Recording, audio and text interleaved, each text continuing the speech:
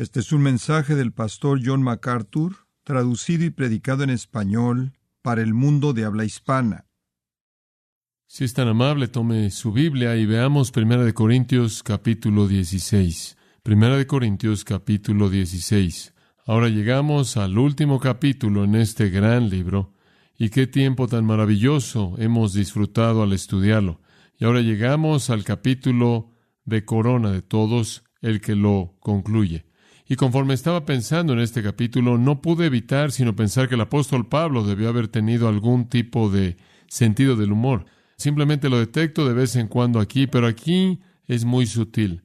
El capítulo 15 es tan grandioso, es simplemente magnífico y va más allá de cualquier cosa que pudiéramos soñar. Él está hablando de la resurrección, Él está hablando de cuerpos glorificados, Él está hablando de la voz de Dios llamando a los muertos de las tumbas, Él está hablando de gran transformación. Él está hablando del día cuando nuestros cuerpos se volverán como el de Jesucristo, el día cuando la trompeta suene, el día cuando el cielo explote nuestra realidad, el día cuando toda imaginación sea cumplida y más allá de eso, el día cuando clamemos, oh muerte, ¿dónde está tu aguijón? ¿Dónde, oh sepulcro, tu victoria? Y después ahora dice, en cuanto a la ofrenda. Y de pronto estamos de regreso a donde vivimos. En cuanto a la ofrenda, capítulo 16, versículo 1. De eso vamos a hablar. Ahora sé que usted se dice, bueno, aquí viene otro mensaje acerca de la ofrenda. Así como siempre lo oímos en la iglesia, algunos de ustedes que están visitando están diciendo, oh, Marta, venimos en la semana equivocada. Nuestro pastor está predicando de esto esta semana y esa es la razón por la que no estamos ahí. Bueno, lo siento por eso. Este será el cuarto mensaje que he dado en 9 años acerca de la ofrenda, porque en los libros que hemos estudiado así es presentado. Si no está en el texto, normalmente seguimos. Ahora le dimos a usted una serie especial hace algún tiempo atrás acerca de los estándares bíblicos de la ofrenda, y algo de ese material será reenfatizado en lo que diremos en el capítulo 16 hoy y la próxima semana. Tendremos que hacer esto en 2 partes porque hay tantas cosas que decir. Vamos a ver los primeros 4 versículos y nos va a tomar 2 semanas porque, créalo o no, realmente están cargados de principios básicos acerca de la ofrenda. Todo es acerca de la ofrenda. Pero lo que quiero decir para comenzar me parece muy interesante, que el apóstol Pablo pueda salir de un concepto simplemente tan increíble y grandioso y de un paso y aterrice en algo tan mundano, algo que es tan actual y es la ofrenda. Pero ¿sabe una cosa? Si usted lo piensa, eso realmente es una ilustración perfecta de cómo el cristianismo opera.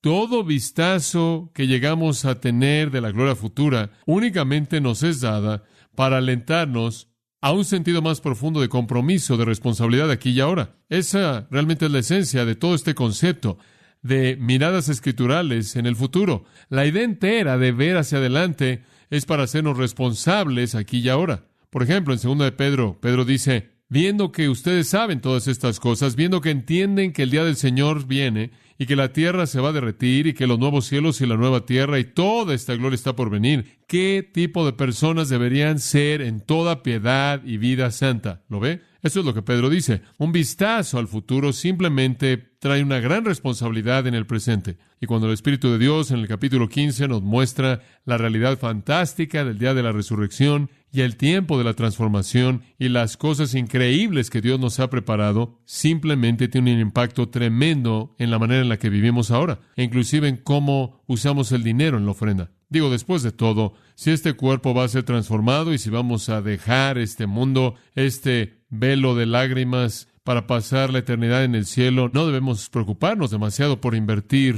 en el aquí y el ahora, ¿verdad? Deberíamos estarlo invirtiendo para siempre en el reino de Dios. Jesús esencialmente dijo lo mismo cuando dijo, no os hagáis tesoros en la tierra, en donde la polilla y el orín corrompen, y donde ladrones minan y hurtan, sino haceos tesoros en el cielo, en donde la polilla y el orín no corrompen, y donde ladrones no minan y hurtan, porque donde esté vuestro tesoro, ahí estará también vuestro corazón. Invertir en la eternidad es lo que importa. Escuche, si usted va a ser glorificado, y si usted va a recibir un cuerpo eterno, y si todo eso es futuro y esto es tan solo pasajero, y usted se va a pudrir y va a regresar al polvo y de regreso a las cenizas, entonces no hay sentido en invertir muchos dólares en esto. Usted más vale que lo invierta en él para siempre. Y entonces ahora unas cuantas palabras acerca de la ofrenda. Ahora permítame darle algo de trasfondo. Vamos a pasar algo de tiempo en el trasfondo porque usted tiene que entender de qué ofrenda está hablando él. Pablo aquí tiene en mente algo que es muy básico. En el mundo antiguo, la pobreza era una realidad. Muchas personas eran pobres. Y cuando digo pobre como no vemos la pobreza en nuestro país en particular. Si usted ha visitado Tijuana, usted ha visto la pobreza. Si usted ha visitado, como yo, lugares como el Cairo, Egipto, usted ha visto pobreza. Hay lugares en el mundo en donde la pobreza sería algo así como era en los tiempos bíblicos. Nuestra sociedad conoce muy poco de ese tipo de pobreza. Quizás hay algunos casos de ella, pero la pobreza era un problema muy, muy serio en esa parte del mundo. Era un asunto tan serio que la sociedad misma había tomado algunos pasos para enfrentarla. Por ejemplo, entre los griegos habían asociaciones conocidas como paranoide. Ahora, estas asociaciones eran asociaciones de personas que se unían para proveer préstamos sin intereses para personas que habían llegado al punto en el que no podían satisfacer sus necesidades. Gente atrapada en un desastre, gente que había sido llevada a un lugar de desesperanza y privación, y podían aplicarse estos aranoi para recibir un préstamo libre de interés. Y también les ayudaba en un sentido en el que no podían pagar el préstamo. Inclusive habían provisiones para regalos, donativos para los necesitados. Ahora, esto se llevaba a cabo entre los griegos paganos. Los judíos hicieron lo mismo. En sus sinagogas habían grupos de oficiales cuya responsabilidad consistía en determinar a quién distribuirle los fondos que se destinaban al bienestar. Entonces, entre los judíos, una persona necesitada podía solicitar el liderazgo de la sinagoga y sus necesidades podían ser satisfechas mediante esos oficiales que tomaban una decisión para concederle cierta cantidad de dinero para sus necesidades. Entonces, era común para los griegos paganos y era común para los judíos el satisfacer las necesidades de sus propios pobres.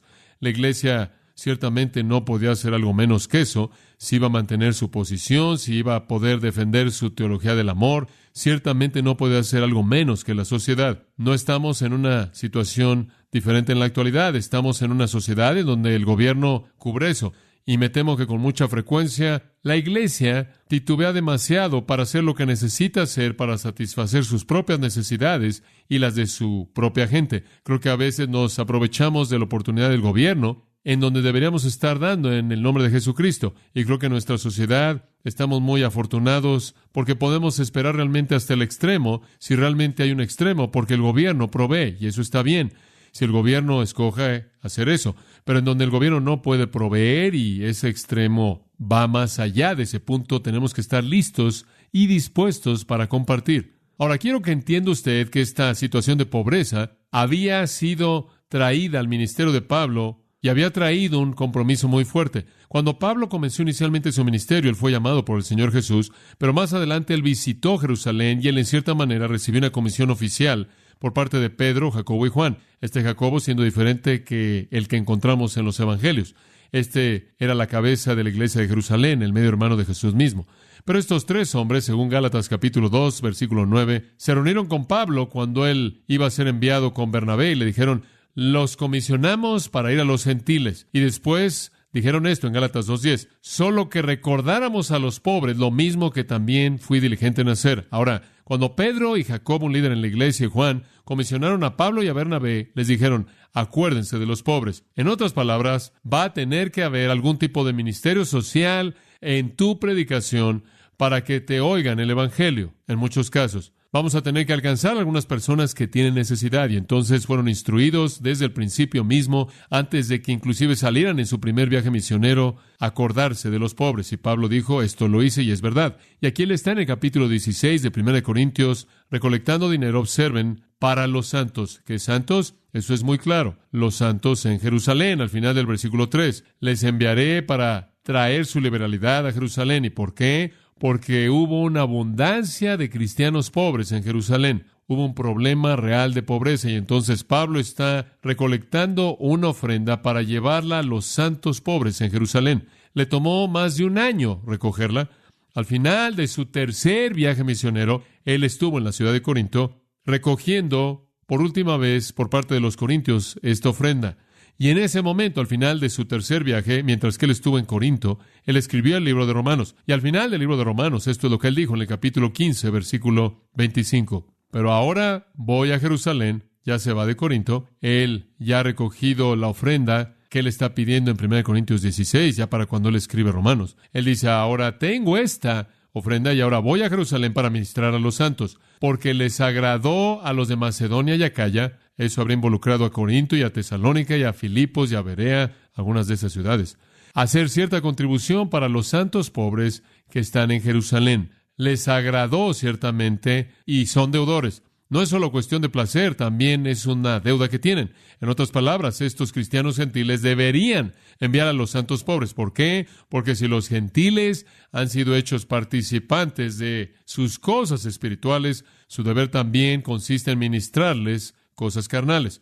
En otras palabras, él dice, miren, si los gentiles se han beneficiado por la obra espiritual de Dios a través de Israel, los judíos deberían beneficiarse por el hecho de que Dios da una abundancia a los gentiles económicamente. Ahora dice usted, ¿qué quiere decir él con eso? Bueno, lo que él quiere decir simplemente es esto. Jesús dijo las salvaciones de los judíos, en el sentido de que el Antiguo Testamento en su totalidad vino a través de los judíos, la mayor parte del Nuevo Testamento vino mediante los judíos, Jesucristo fue un judío, la responsabilidad profética entera vino mediante la línea judía, el mensaje entero del Mesías vino a través de los judíos y en un sentido hemos sido hechos participantes de eso, lo cual fue dado a los judíos. Y entonces él dice, si la posesión de los judíos de cosas espirituales ha sido diseminada a los gentiles, entonces la posesión de los gentiles de cosas carnales o dinero debería ser diseminada de regreso en una actitud de gratitud.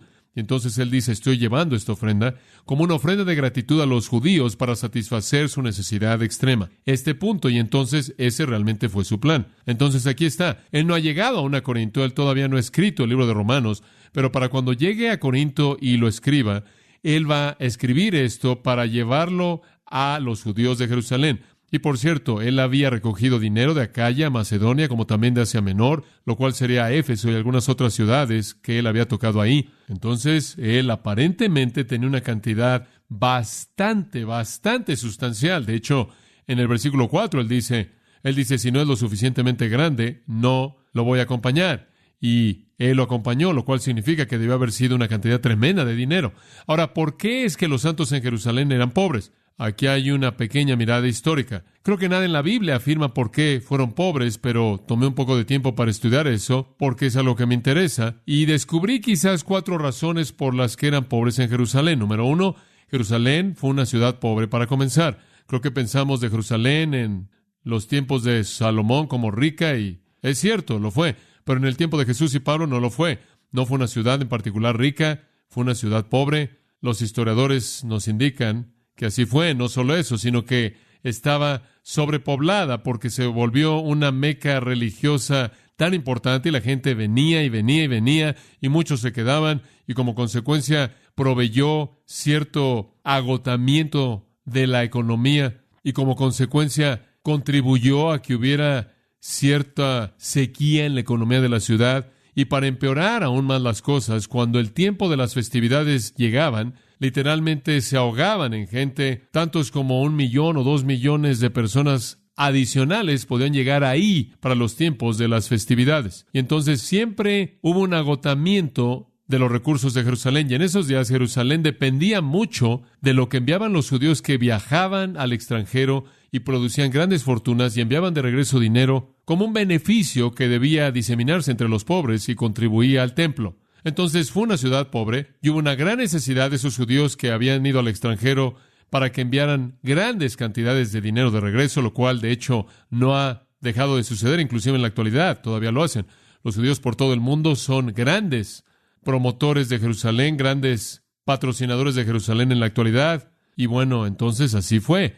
Y entonces hubo una indicación de pobreza ahí y dependían mucho de esto. Ahora, eso nos llevaría a la segunda razón por la que los cristianos eran pobres, los santos ahí eran pobres, y eso fue porque fueron perseguidos por su fe en Cristo, lo cual significaba que no podían conseguir un trabajo en muchos casos, no podían encontrar los canales normales de las sinagogas para que les dieran dinero, y ninguno de esos benefactores judíos que estaban dándole dinero a la ciudad quería dárselo a aquellos que estaban confesando a un Mesías crucificado y rechazado. Entonces el hecho de la pobreza de la ciudad además del hecho de que era una realidad el odio y la persecución que vino sobre los santos.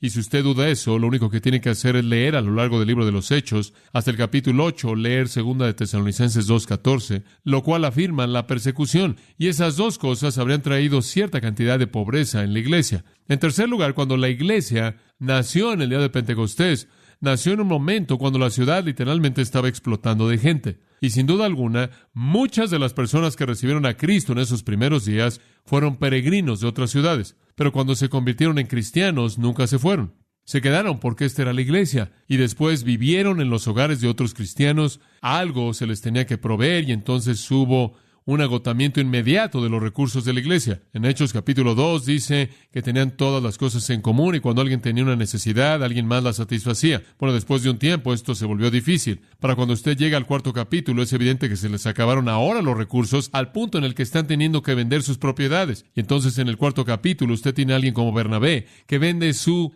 tierra para distribuir su dinero a los necesitados. Bueno, esto no puede seguir para siempre porque usted se va a quedar sin tierra. Y entonces, conforme usted ve a la iglesia moviéndose a lo largo del libro de los Hechos, usted ve un agotamiento continuo de los recursos de la iglesia. Y entonces llegaron al punto en donde la cantidad de peregrinos y la iglesia que estaba creciendo y la persecución que estaba creciendo junto con el odio había resultado en que se agotaran los fondos y había resultado en que hubiera una masa de gente en la iglesia que no tenía recursos.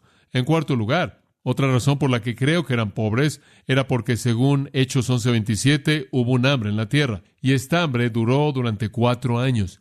De hecho, la iglesia en Antioquía, la cual fue la primera iglesia que jamás fue fundada fuera de Jerusalén, envió a Pablo acompañado con algunas ofrendas para los pobres en Jerusalén, debido al hambre, lo cual fue predecido por el profeta Agabo. Entonces, estas son las razones que trajeron un problema básico de pobreza en Jerusalén, que probablemente fue más severo que otras partes del mundo. Y en línea con la necesidad en Jerusalén, y en línea con Pedro y Jacobo y la instrucción de Juan a Pablo de acordarse de los pobres, Pablo pasa más de un año recolectando dinero y él ahora le está escribiendo a los corintios para pedirle que tengan una parte en esta ofrenda. Esta no es la primera vez que han oído de esto. Me parece evidente que inclusive le preguntaron de él.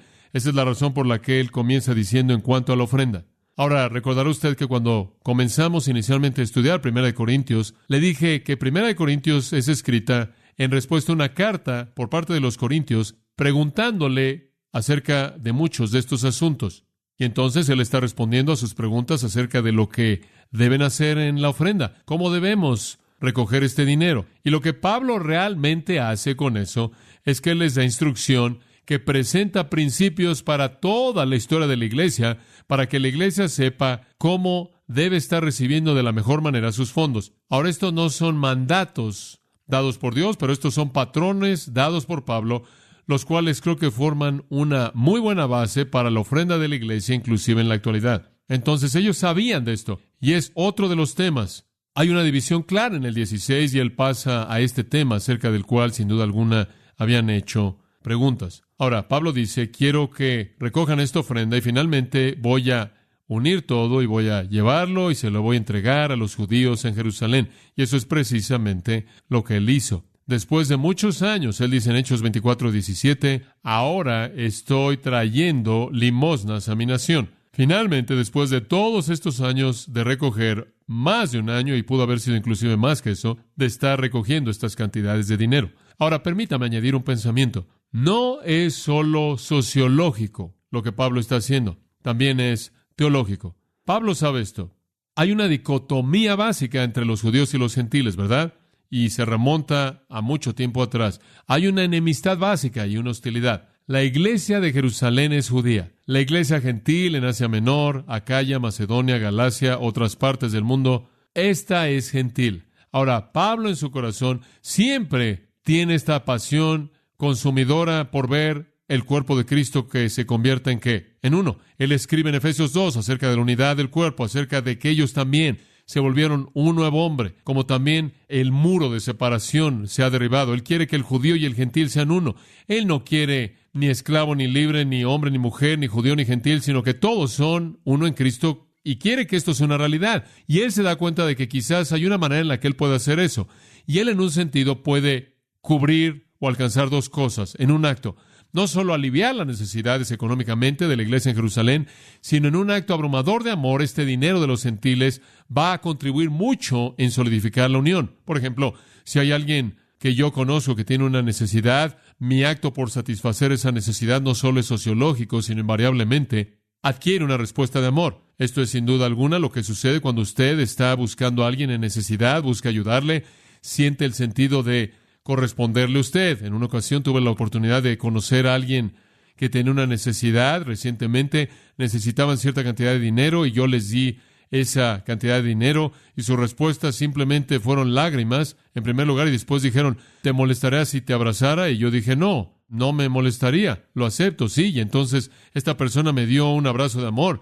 Y como usted puede ver, no hay manera en la que una ofrenda así pudiera mantenerse simplemente como un acto sociológico. Tenía que haber una respuesta de corazón, y Pablo sabe esto, y Pablo puede ver que si la iglesia gentil tan solo busca mostrar amor y satisfacer esta necesidad judía, contribuiría mucho a que esa unidad hermosa, fuera una realidad que él tanto quiere en esta iglesia. Entonces, eso es lo que también está en su corazón en realidad. Le podría parecer interesante a usted saber esto, que varias veces en el Nuevo Testamento, y no vamos a tomar tiempo en esta mañana para desarrollarlo, pero varias veces en el Nuevo Testamento, 2 Corintios 8:4, 2 Corintios 9:3 y Romanos 15:26, para ser exactos, cuando Pablo se refiere a la ofrenda, él la llama la koinonía para describir una ofrenda.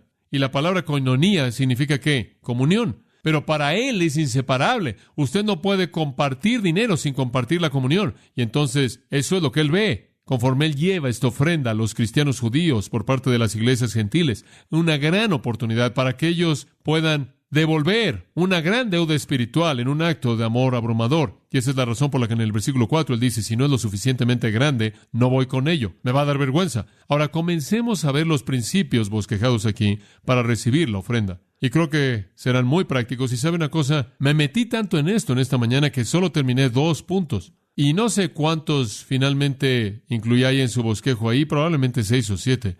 Realmente estaba profundizando en estos, pero solo tuve 2 y entonces tendré que terminarlos la próxima vez. Pero compartamos estos 2 para comenzar. Número 1 es el propósito de la ofrenda. Ahora, Pablo va a bosquejar para nosotros algunas directrices básicas para la ofrenda cristiana, que van más allá de esta ocasión en Corinto, y creo que esa es la razón por la que el Espíritu Santo las colocó aquí, porque tienen un impacto tan grande en nosotros. ¿Cuál es el propósito de la ofrenda? Versículo 1. En cuanto a la ofrenda, aquí viene el propósito, para los santos. Y después él añade, esta es la misma ofrenda, acerca de la cual también de la manera que ordené en las iglesias de Galacia. En otras palabras, la misma ofrenda que va a ir para los santos en Jerusalén, de la que les conté a los Gálatas, de la que les conté a los macedonios, de la que les conté a los que están en Acaya. Aquellos en Asia Menor saben de ello. Y quiero que ustedes se involucren, pero observen el propósito. Para los santos. Ahora estoy convencido de que este no es solo el propósito para esta ofrenda, sino que conforme usted estudie el Nuevo Testamento, usted descubrirá una y otra vez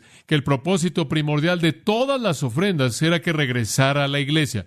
De Hechos, capítulo 2, compartían todo lo que tenían en común. En Hechos, capítulo 4, vuelven a compartir y tenían todo en común. Estaban muy involucrados en satisfacer sus propias necesidades. En Hechos, capítulo 6, estaban distribuyendo alimento para las viudas, entre aquellos que estaban en la iglesia que no podían sostenerse a sí mismos, de tal manera que la iglesia da para apoyarse a sí misma. La iglesia debe invertir en su propia vida y en su propia gente. Ahora, no estoy diciendo que no tenemos nada que ver con la gente que está fuera de la iglesia.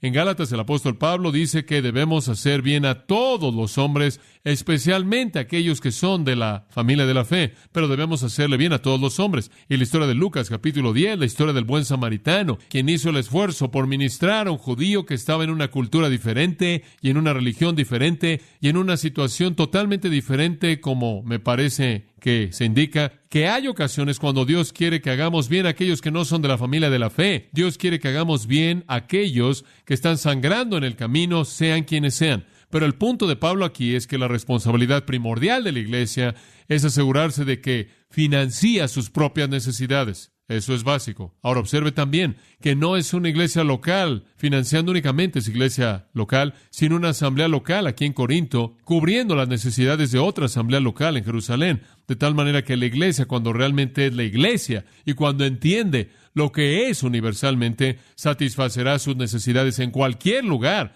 no solo de manera egoísta, invirtiéndola en su punto local de existencia. Pero la iglesia debe satisfacer sus propias necesidades. Permítame compartirle dos cosas. Debemos dar para apoyar a aquellos que están entre nosotros, que son pobres y están necesitados. Eso es número uno. En otras palabras, damos para la gente, para las necesidades de la congregación, sean las que sean. Hay gente en nuestra iglesia, quienes de vez en cuando se satisfacen sus necesidades conforme damos, conforme les damos dinero, conforme suplimos lo que no tienen. Esto es algo primordial.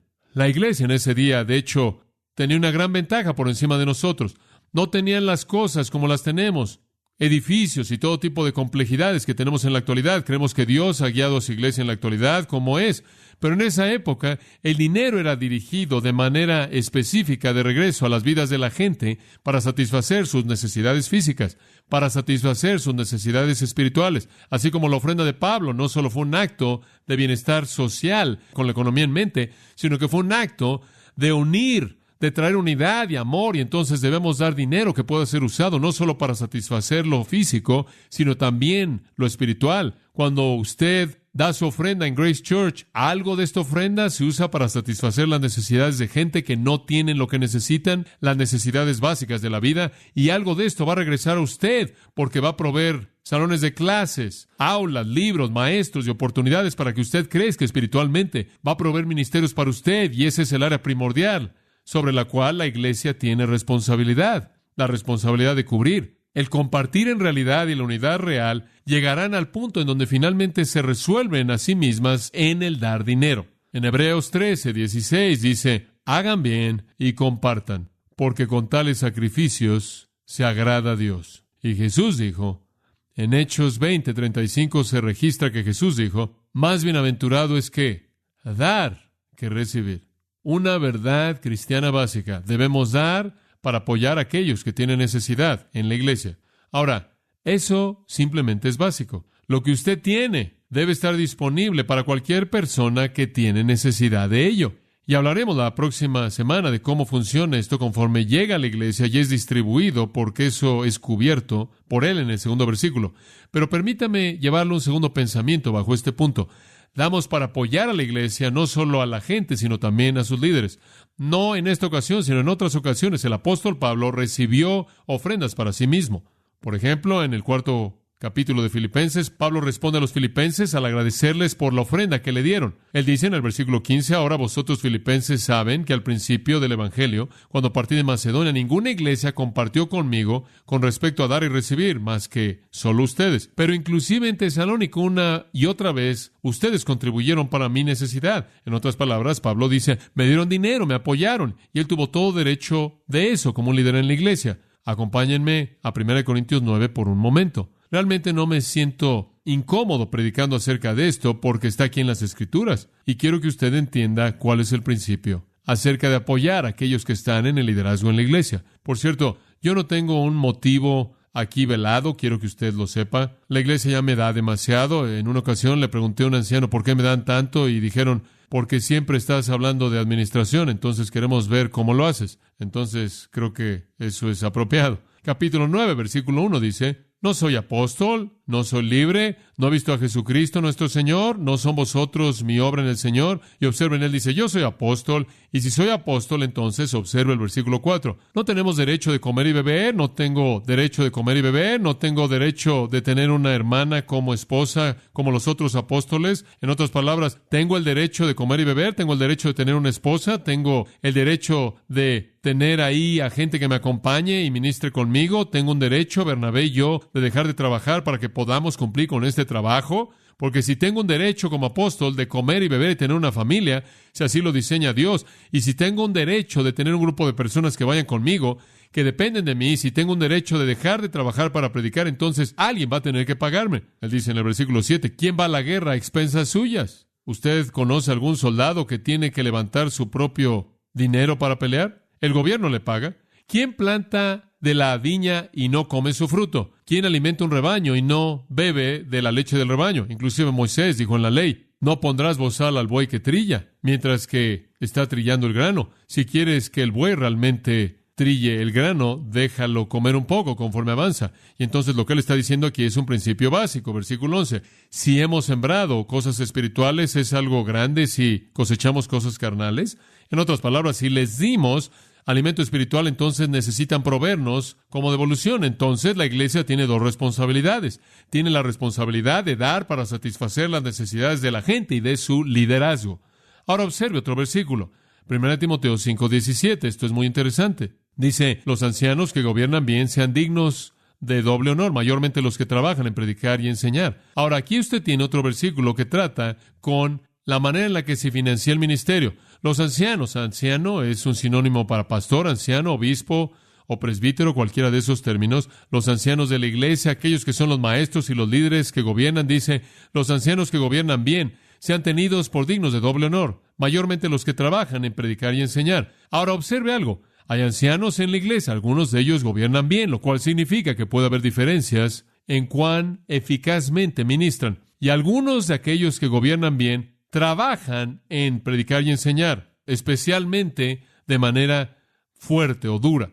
Y aquellos que gobiernan bien, y aquellos que trabajan en predicar y enseñar con gran diligencia son dignos de doble paga, dice el griego. Entonces, no solo la iglesia debe apoyar a su liderazgo, sino que debe apoyar a su liderazgo, no necesariamente a nivel equivalente, sino dependiendo de cuán diligentemente su liderazgo trabaja. Y ese es un principio básico. Entonces, la iglesia es llamada a apoyar a su gente y a sus líderes. Y ese es el intercambio y el compartir. ¿Y sabe cuál es uno de los grandes gozos del pastor? Uno de los grandes gozos de recibir de la iglesia es el gozo de recibir de regreso. No solo lo espiritual, sino el devolver a la iglesia de Dios algo de lo que la iglesia de Dios ha dado financieramente. Entonces, lo único que estamos haciendo es intercambio. ¿Se da cuenta? Como puede ver, yo le predico a usted, entonces usted me da a mí para que yo pueda comer y tener la suficiente fuerza para predicarle de regreso. Así funciona. Y ¿sabe una cosa? Pienso en eso conforme gasto el dinero. Mi esposa me da $3 el lunes y dice, aquí está tu dinero para la comida para la semana, mi amor. Y cuando se me acaba el jueves, él dije, ¿ya te acabaste los 3 que te di?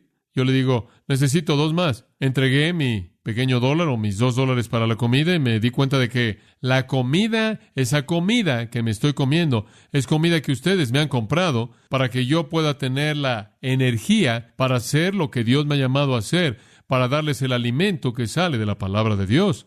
Entonces, como pueden ver, únicamente estamos compartiendo en todo, simplemente compartiendo. Ahora, cuando alguno de nosotros se va a un rincón y está ahí amontonando en su propio closet, entonces no sé que siempre estamos siendo honestos y fieles con todo el panorama. Entonces necesitamos entender eso. No estoy diciendo que Dios quiere que todos seamos pobres y que estemos descalzos. Si Dios hizo a Abraham y Job ricos, entonces Dios quiere hacer algunos ricos y eso está bien. Únicamente dice en 1 Timoteo 6, a los ricos de este siglo manda que no acumulen eso, sino que estén dispuestos a compartir. Entonces la iglesia debe darle a su gente y a sus líderes. Eso es básico. Ese es el propósito de dar. En segundo lugar, y de esto es de lo único que vamos a hablar, únicamente de manera breve, el periodo de la ofrenda. Él inclusive explica aquí cuándo debemos dar. Versículo 2. Cada primer día de la semana, cada uno de vosotros ponga aparte algo según haya prosperado, guardándolo para que cuando yo llegue no se recogen entonces ofrendas. Esa palabra ofrendas,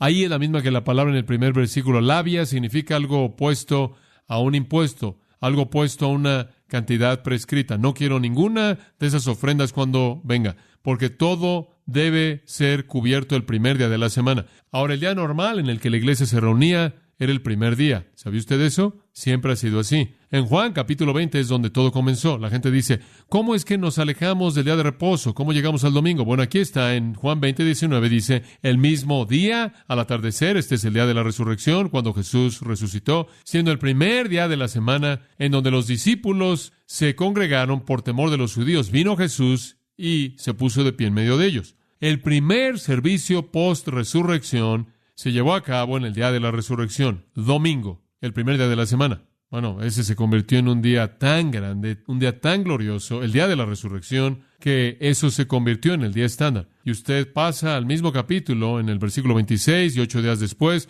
de nuevo los discípulos adentro. 8 días más tarde, sería el próximo domingo, Tomás con ellos. Entonces vino Jesús. El segundo servicio que jamás tuvieron después de la resurrección también fue en domingo, y ese se convirtió en el patrón. Y entonces más adelante, conforme usted avanza al libro de los Hechos, usted los ve congregándose en ese día. Por ejemplo, ahí en el capítulo 20 de Hechos, dice: y navegamos de Filipos y llegamos a Troas, y en el primer día de la semana, cuando los discípulos se reunían para partir el pan, Pablo les predicó. Entonces, para cuando usted llega a Hechos 20, es el patrón de la iglesia reunirse en el primer día de la semana. Y para cuando usted llega a Apocalipsis 1:10, ese día tiene un nombre y es llamado el Día del Señor. El Día del Señor. También podría interesarle saber que el día de Pentecostés, en el cual la iglesia nació, fue un domingo, el primer día de la semana. También le podría parecer interesante saber que la iglesia nunca celebró el día de reposo como tal. En Colosenses 2:16, Pablo dice: no dejen que nadie los obligue a un día de reposo. En Romanos 14 dice lo mismo, y es el único de los 10 mandamientos que no se repite en el Nuevo Testamento. Entonces el día de reposo fue apartado a favor del día de la resurrección,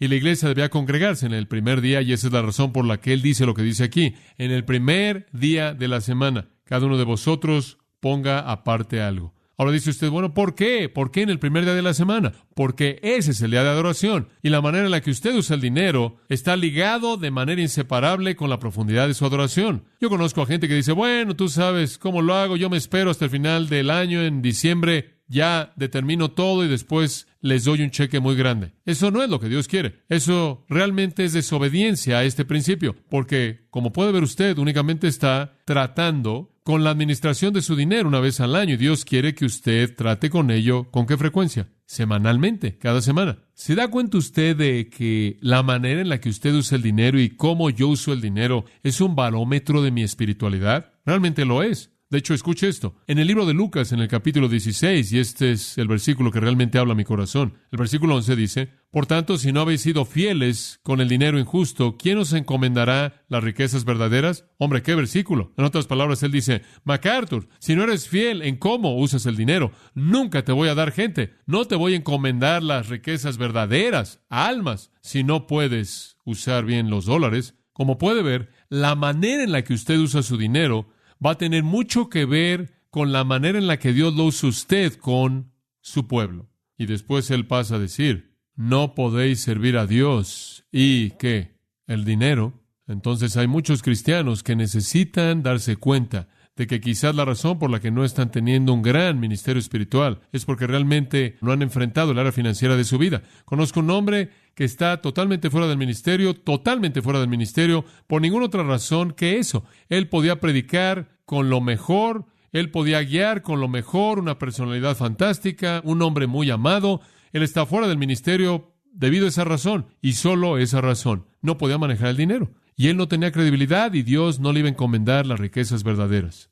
Amados, Dios quiere usarlos a ustedes en maneras maravillosas, pero hasta que usted esté tratando diariamente, cada semana, la realidad del hecho de que cada dólar en su bolsillo, cada moneda de 10 centavos que usted tiene, cada dólar en su cuenta de banco, es una administración encomendada a usted por parte de Dios, hasta que usted esté enfrentando esa realidad de manera constante. No creo que usted ha llegado realmente al punto de entender lo que Pablo está diciendo aquí. ¿Por qué es que debemos dar cada semana? ¿Por qué es que debemos dar semana tras semana tras semana en lugar de hacerlo esporádicamente o de vez en cuando o cuando tengamos ganas? Es porque Dios quiere que enfrentemos la realidad de la administración del dinero de manera constante, momento a momento. Ahora, usted está diciendo: bueno, a mí solo se me paga mensualmente. ¿Acaso eso quiere decir que tengo que dar un cheque cada semana y en cierta manera estirarlo? No quiero que sea legalista en esto. No creo que eso es lo que está diciendo. Creo que él no está diciendo: en todo primer día de cada semana, asegúrate que por favor da algo ahí, amigo. No. Creo que lo que él está diciendo es que haya una conciencia de que cuando vienes a adorar a Dios, únicamente puedes adorar a Dios y romper el pan en su mesa y tener comunión con su pueblo cuando has enfrentado la realidad de cómo manejas tu administración del dinero. Ese es el punto. Entonces necesita usted enfrentar esto. Ahora, si a usted se le paga cada 2 semanas y únicamente coloca esa ofrenda cada 2 semanas, aún así usted tiene que ser sensible en esa semana en la que usted no da nada. ¿Qué sabe usted lo que el Espíritu de Dios le pueda decir? ¿Sabe una cosa? Usted sabe, alguien tiene una necesidad real. Quizás usted los va a ver hoy y van a necesitar $50 y quizás usted debe estar listo con $50 si los tiene a su disposición para dárselos a esa persona si los necesitan. O quizás el pastor va a decir, usted sabe, tal y tal persona tiene una necesidad, como mencionamos la semana pasada, y la necesidad de Bill Harry o la necesidad de alguien más, y usted podría estar diciendo, Dios está hablando a mi corazón, voy a dar un poco más para esa necesidad. Entonces, en otras palabras, usted necesita estar listo para enfrentar eso toda semana. Usted podrá decir, bueno, solo puedo entregar mi cheque una vez al mes o una vez cada 2 semanas, pero la administración todavía está ahí para el resto de esas semanas también, si Dios así habla, ¿verdad? Esa es la razón por la que Patricia y yo hemos podido a lo largo de los años tener un pequeño fondo, una especie de pequeño fondo que tenemos ahí guardado, que no tocamos hasta que haya una necesidad. Y después, cuando tenemos un poco ahí para sacar, lo hacemos para que podamos estar disponibles para Dios. No vengan todos al mismo tiempo. O ustedes van a echar a perder nuestro pequeño fondo. ¿Me entienden?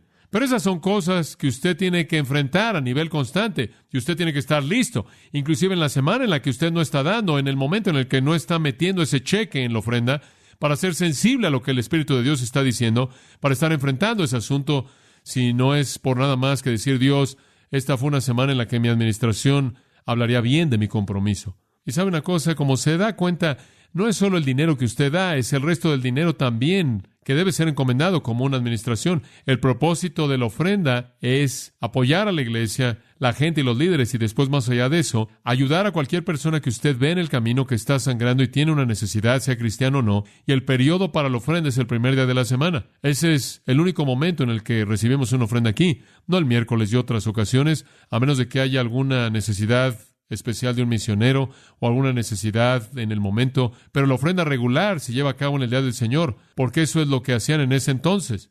Entonces, de tal manera que cuando una necesidad surge, no tengo que ponerme de pie y estarles gritando y traumatizarlos emocionalmente y decirles por favor y apelar a sus emociones para que ustedes den a nivel emocional. Queremos que aprendan a dar de manera sistemática, semana tras semana, con una administración diligente, de tal manera que cuando surgen las necesidades, hay dinero disponible porque usted ha sido fiel. Y usted ha dado por amor a Dios y no por alguna estimulación emocional. Bueno, la semana próxima vamos a llegar realmente a la parte buena. Oremos. Gracias, Padre, por darnos una gran comunión en esta mañana. Gracias inclusive por la ofrenda que recibimos, que vino de corazones de estas personas preciadas. Tanto de ello fue sacrificial, Padre, gracias por eso. Quizás inclusive hubo una viuda aquí quien dio todo lo que tenía. O quizás hubo un hombre rico que dio mucho. Algunos, Padre, quizás que no pudieron dar nada porque tienen una necesidad tan grande. Pero gracias, Padre, por lo que fue dado, por todo corazón que tuvo un espíritu de sacrificio. Gracias por la gran verdad que aprendemos de nuestro Señor Jesús, quien fue rico, pero por nosotros se hizo pobre, para que nosotros, mediante su pobreza, pudiéramos ser enriquecidos. Y sabemos que sobre cualquier otra cosa Él nos dio la salvación. Él se entregó en la cruz, Él dio todo, Él dio su vida por nosotros. Ayúdanos a estar dispuestos a hacer lo que leímos al principio mismo de esta mañana, hacer aquello que expresa amor de la manera suprema.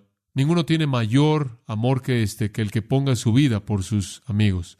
Oh Padre, ayúdanos, que no podemos ver a nuestro hermano y cerrar nuestro corazón y decir realmente que te amamos. Entonces ayúdanos a amarte y amar la comunión, amar al cuerpo, inclusive amar a los impíos lo suficiente como para alcanzarlos y dar para satisfacer la necesidad y estar conscientes que nunca te daremos en exceso a ti, porque tú derramarás sobre nosotros bendición abundante.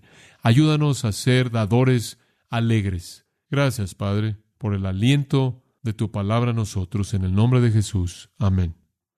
Usted ha escuchado a John MacArthur, maestro bíblico de gracia a vosotros.